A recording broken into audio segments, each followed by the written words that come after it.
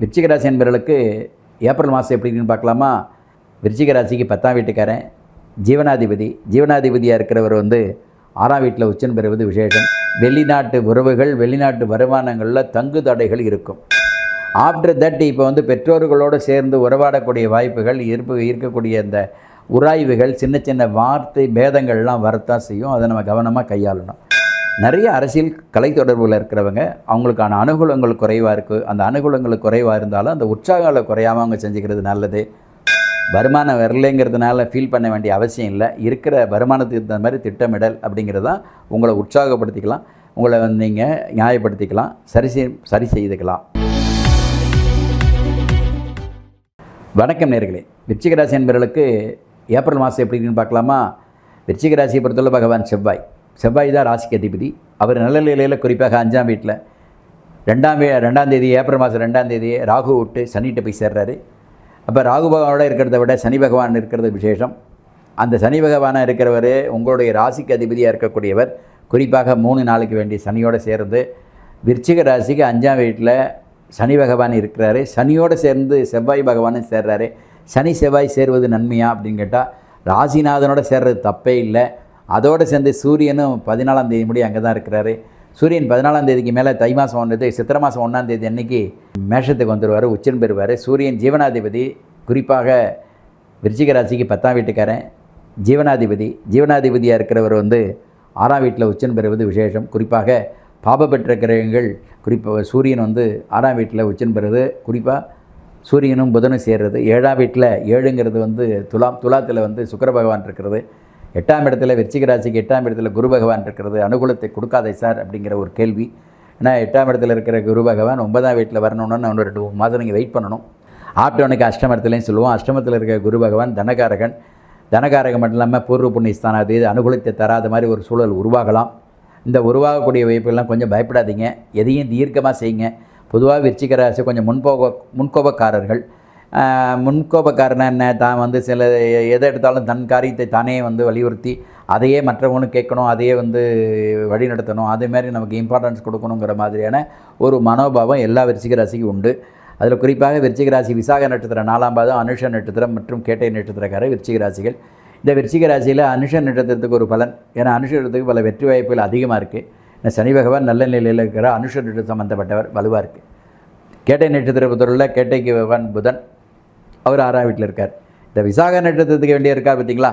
ஏன்னா விசாகத்துக்கு குரு தான் அதிபதி. புனர்பூசம், விசாகம், புரட்டாதி இது குரு. அவர் ராசிநாதனும் நட்சத்திரக்காரனும் அஷ்டமத்தில் போகிறது அவ்வளோ விசேஷம் இல்லை. அந்த அஷ்டமத்தில் ஜூன் மாதம் 1ஆம் தேதிக்கு மேலே ரிலீஃப் ஆவார். அதனால் இந்த புனர்பூச நட்சத்திரக்காரர்களும் அதே சமயத்தில் விசாக நட்சத்திரக்காரர்களும் அல்லது புரட்டாதி நட்சத்திரம் இவங்க 3 பேருமே குரு தான் அதிபதி. இந்த குரு பகவான் குறிப்பாக அதில் அதிகமாக பாதிப்பது யாருன்னா மிதுன ராசி அப்படின்னு எடுத்துக்கிட்டிங்கன்னா அது புனர்பூசில் மாட்டிப்பாங்க, அவங்க ஜென்மகுரு. அதுக்கடுத்தது புரட்டாதி நட்சத்திரம் அப்படின்னு எடுத்துக்கிட்டிங்கன்னா அவர் கும்பராசியில் இருப்பார், அவர் 5ல் குரு பகவான் போயிடுவார். விருச்சிக ராசி விசாக நட்சத்திரத்தில் இருக்கிறவங்க மட்டும்தான் ரொம்ப பாதிப்படைகிறவங்க. ஏன்னா அஷ்டம குரு. விசாக நட்சத்திரத்துக்கு 3 பாதம் வரல துலா ராசி, அவங்களுக்கு பிரச்சனை இல்லை. இந்த விசாக நட்சத்திரம் 4ஆம் பாதம் இருக்கா பார்த்தீங்களா, அவங்க தான் விருச்சிக ராசி. அவங்களுக்கு மட்டும்தான் குரு அஷ்டம குருவாக இருப்பார். ஏன்னா அவருக்கு ராசிக்கு அஷ்டமத்தில் போகிறாரு, நட்சத்திர அதிபதி. விசாக நட்சத்திரத்துக்கு அதிபதி பகவான் குரு. அவர் அஷ்டமத்தில் போகிறது அவ்வளோ விசேஷம் இல்லை. எஸ்பெஷலி இப்போ விசாக நட்சத்திரம்னு வச்சுங்க, அவளுக்கு சனி போய் புதன் தசை நடந்துகிட்ருக்கு அப்படின்னா புதன் தசையில் இருக்கக்கூடிய பகவான் புதனுக்கு மிதுனம் தான் சொந்த வீடு. இல்லை இந்த மாதிரி காலகட்டத்தில் சுபகாரியங்கள் நடக்கக்கூடிய வாய்ப்புகள் இருந்தாலும் கடன் சுமைக்கான ஆளாக வீவீர்கள். வாலின்றால் நமக்கு அந்த லோன் வந்துடும். அந்த கடனாளியாக நீங்கள் ஆக வேண்டிய கட்டாயம் வந்துடும். இது ஏன் காரணம்? வாகனங்கள் வாங்குறது, வீடு வாங்குறது, நிலம் வாங்குறது, பொருள் வாங்குறது, நகை சேர்க்கிறது, திருமணம் செய்து கொள்வது, இதை மாதிரியான வாய்ப்புகளுக்கான திருமண செலவுகள், இதற்கான அவங்களுக்கு கடனாளி ஆகணும். No other way. இந்த ரிஸ்க்கை அவங்க ஃபேஸ் பண்ணலாமா சார்? கண்டிப்பாக ஃபேஸ் பண்ணி தான் ஆகணும். No other way. என்ன காரணம்? அஷ்டம குருன்னா என்ன அர்த்தம்? 2ஆம் வீட்டுக்காரன் அஷ்டமத்தில் போய் வர. 2ங்கிறது தனம், வாக்குஸ்தானம். அப்போ தனகாரகன் ஏற்கனவே அஷ்டமத்தில் போய் அடைகிறாருன்னா இந்த கடனாளி ஆகிறதுக்கான வாய்ப்புகள் உண்டு. நகை வாங்குவாங்க, கடன் வாங்கி நகை வாங்குவாங்க, அதுமாரி பெரியவங்களுக்கு செலவு பண்ணுவாங்க, தனக்கு செல்ல வேண்டிய செலவுகள்லாம் செய்வாங்க. இதெல்லாம் பேங்க்கில் நம்ம கிரெடிட் லோன் வாங்கியே ஆகணும். 1. 2வது, சரி எதை எடுத்தாலும் வெற்றி இல்லையே, ஒரு முறைக்கு 2 முறை செய்ய வேண்டிய கட்டாயம் இருக்கும். இந்த மனோபாவம் கண்டிப்பாக உறுதியாக வரும். கல்வி பருவத்தில் இருக்கிறதுலேருந்து நம்ம ஆரம்பித்தோம் அப்படின்னா எல்லோரும் இந்த விசாக நட்சத்திரம், அந்த அனுஷ நட்சத்திரம், அதுக்கடுத்து கேட்டை நட்சத்திரம் இருக்கக்கூடிய நிறைய குழந்தைகள் மாணவரிகளாக இருக்காங்க. இந்த மாணாக்களுக்கு எந்த பிரச்சனையும் இல்லை, அவங்களுக்கான எஜுகேஷனில் நம்ம எதிர்பார்க்கக்கூடிய மார்க் வரலைங்கிற ஒரு ஃபீலிங்கோடு போய்டும். அது ஒரு பெரிய விஷயம். நான் 95 பார்த்தா 94 தான் வந்து 93 தான் வந்துன்னு சொல்லிட்டு ஆதங்கப்பட்டே போயிட்டுருப்பாங்க. அதனால நல்லா அப்ரிஷியேட் பண்ணக்கூடிய கிளாஸ் டீச்சர்ஸ் அப்போ அப்ரிஷியேட் பண்ணலைங்கிற ஒரு ஃபீலிங்கில் போயிடுவாங்க. இது வந்து பருவம், எது கல்வி பருவம் அல்லது காலேஜ் பருவம். அடுத்த ஸ்டேஜ் வராங்க, அவங்க வந்து கிடைக்கக்கூடிய அந்த டிபார்ட்மெண்ட்டுக்கு குறிப்பாக அந்த கோர்ஸ் கிடைக்கல, அடுத்த கோர்ஸுக்கு போயிடுவாங்க. கல்யாண வயதை எட்டக்கூடியவருக்கு திருமண வாய்ப்புகள் நடக்கும். திருமண வாய்ப்புகள் இருக்கக்கூடிய நெருக்கடிகள் சந்தித்து தான் ஆகணும், அதுக்கான வாய்ப்புகள் இருக்கும். திரும்ப அதை ஸ்டேஜில் இருக்கும்போது அந்நிய செலாவணிகள் சாதகமாக இருக்குமா அப்படிங்கிறது கொஞ்சம் டிஸ்டர்பன்ஸோடு சேர்ந்த வெளிநாட்டு உறவுகள், வெளிநாட்டு வருமானங்களில் தங்கு தடைகள் இருக்கும். ஆஃப்டர் தட் இப்போ வந்து பெற்றோர்களோடு சேர்ந்து உறவாடக்கூடிய வாய்ப்புகள் இருக்கக்கூடிய இந்த உராய்வுகள், சின்ன வார்த்தை பேதங்கள்லாம் வரத்தான் செய்யும். அதை நம்ம கவனமாக கையாளணும். அதோடு சேர்ந்து வியாபாரியாக இருக்கிறவங்க, உயர் பதவியில் இருக்கிறவங்க, அந்யோன்யமான சூழலில் இருக்கிறவங்க வாக்குவாதங்களை குறைச்சிக்கணும். அரசியல் தொடர்பில் இருக்கிறவங்க இந்த காலகட்டத்தில் எச்சரிக்கையாக இருக்கணும். அதே இருக்கிறவங்க பெரும்பாலும் அரசியல் தொடர்பு இல்லாமல் கலைத்துறையில் கண்டிப்பாக பாதகத்தை தான் கொடுக்கும். அதனால் கலைத்துறையில் இருக்கிறவங்க அவ்வளோ அனுகூலம் இல்லை. அதுமாதிரி நிறைய இடங்களில் இவங்க இன்வால்வ் ஆகக்கூடிய பல இடங்களில் இவங்களுக்கான அங்கீகாரம் கிடைக்காமல் இருக்கும். இவங்க எதெல்லாம் இன்வால்வ் ஆகிறாங்களோ அந்த இன்வால்வ் ஆகிறதுக்கான ரெஸ்பெக்ட் அந்த இடத்துல குறையும். அதை கண்டு பயப்படாதீங்க, அதை கண்டு மன வருத்தப்படாதீங்க. அங்காளிக்க வேணாம், ஆதங்கப்பட வேணாம். ஆதங்கப்படுறதுனால உங்களுக்கு ஒன்றும் ஆக போகிறதில்ல. மன உளைச்சலுக்கு ஆளாதீங்க, அந்த மன உளைச்சலை குறைச்சிங்க. இது வந்து பொதுவாகவே விருச்சிக ராசிக்கு ஏப்ரல் மாதம் இப்படி தான் இருக்கும், ஒன்றும் பண்ண முடியாது. ஏன்னா நமக்கு இருக்கிற லாபாதிபதினு சொல்லிக்கிட்டிங்கன்னா, லாபாதிபதி யார்? விருச்சிக ராசிக்கு பகவான் புதன். அவர் எங்கே இருக்கிறாரு? சூரியனுடன் சம்மந்தப்பட்டு 6ல் இருக்கிறார். 6ல் எங்கே? விருச்சிகத்தில். விருச்சிகத்துக்கு 6ஆம் வீடு எது? நியாயமாக வந்து மேஷம். மேஷத்தில் போய் புதன் உட்காரலாமா? உட்காரக்கூடாது. சரி புதனோட இன்னொரு வீடு எது? மிதனத்தில் யார் இருக்கா? குரு பகவான். குருக்கு என்ன வேணும்? 2 5க்கு வேண்டிய வானங்குள்ள. சரி, சனி பகவான் எங்கே இருக்கிறார்? 5ல் இருக்கிறார். அவர் எங்கே பார்ப்பார்? உங்களுடைய வாக்கு ஸ்தானத்தில் 2ஆம் வீடு தனகாரனை பார்ப்பார். 10ஆம் பார்வை. இப்படி நல்லாயிருக்கும்? நல்லா இருக்காது. சரி, சூரியன் எங்கே இருக்கார்? சூரியன் நியாயமாக உங்களுடைய விருச்சிக ராசியை 3ஆம் வீடு. அப்போ தைரியம் குறையும்ல. சார் என்ன சார் ஒரே பயமுறுத்துறீங்க, என்ன சார் பண்ணுறது அப்படிங்கிற ஒரு கேள்வி வர ஒன்றுமே இல்லை. கேட்டுங்க, அப்படியே காதால் கேட்டுங்க, அதோடு விடுங்க. நீங்கள் செய்கிற வேலையை நீங்கள் அப்படியே வழக்கமாக செஞ்சுட்டு வாங்க. சில இடத்துல நீங்கள் சர்க்கிள் இருந்தீங்கன்னா நான் சொன்னேன்னு ஞாபகம் வச்சுங்க. அவ்வளோதான். அது சொல்லியிருக்காருல அப்போவே, சின்ன சர்க்கிள் வரும்னு அப்படிங்கிற மாதிரி மனசில் எடுத்துங்க. இதுதான் நீங்கள் வந்து உங்களை உற்சாகப்படுத்துறதுக்கு வாய்ப்பு. கிரகங்களை மாற்றி பேச முடியாது, இல்லைன்னு நான் சொல்லவும் முடியாது. நான் சொல்லலைன்னு வேறு ஜோசி சொல்லுவார்ல. இப்போ விருச்சிக ராசிக்கு விருச்சிகம், தனுசு, மகர, கும்பம், மீனம், மேஷம். மேஷத்தில் தான் சூரியன் வைப்பார், மேஷத்தில் தான் இருக்கார் புதன். மாற்ற முடியுமா? சரி, விருச்சிக ராசிக்கு 7ல் சுக்கிரன். மாற்ற முடியுமா? விருச்சிக ராசிக்கு 8ல் குரு, மிதனத்தில் மாற்ற முடியுமா?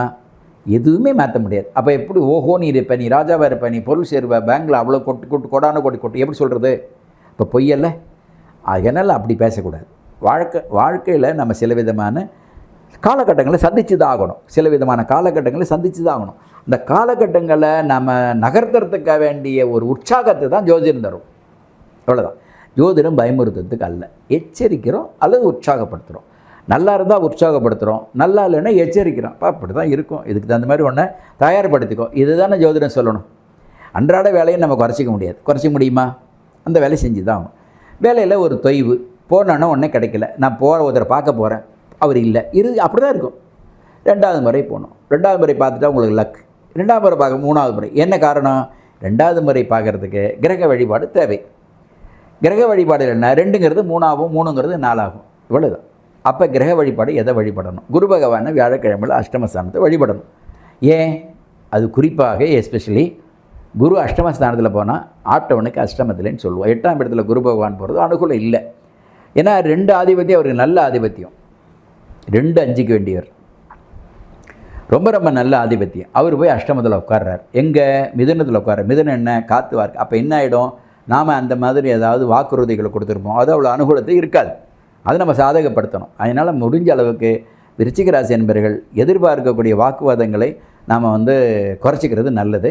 நிறைய அரசியல் கலை தொடர்பில் இருக்கிறவங்க அவங்களுக்கான அனுகூலங்கள் குறைவாக இருக்குது. அந்த அனுகூலங்கள் குறைவாக இருந்தாலும் அந்த உற்சாகங்களை குறையாமல் அவங்க செஞ்சுக்கிறது நல்லது. திரும்ப வாக்குவாதங்களை இன்பிட்வீன்ஸ் கணவன் மனைவிக்குள்ள ஈகோவை குறைச்சிக்கிட்டு அதற்கு தகுந்த மாதிரி திட்டமிடுங்க. வருமானங்கள் உங்களுக்கு அந்த அளவுக்கு சாதகமாக இருக்கும்.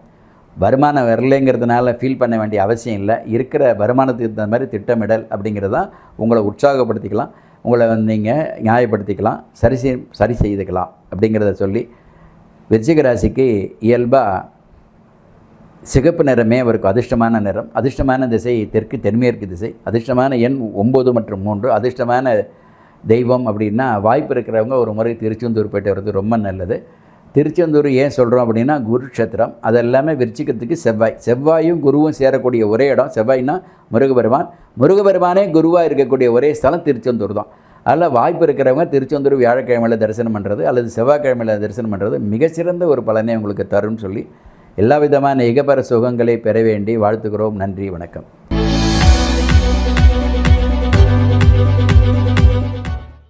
நேயர்களே, இந்த ஆதியந்தம் டிவிக்கு சப்ஸ்கிரைப் பண்ணுங்கள். சப்ஸ்கிரைப் பண்ண பிறகு ஷேர் பண்ணுங்கள், லைக் பண்ணுங்கள், பெல் பட்டனை மறக்காமல் அழுத்துங்க.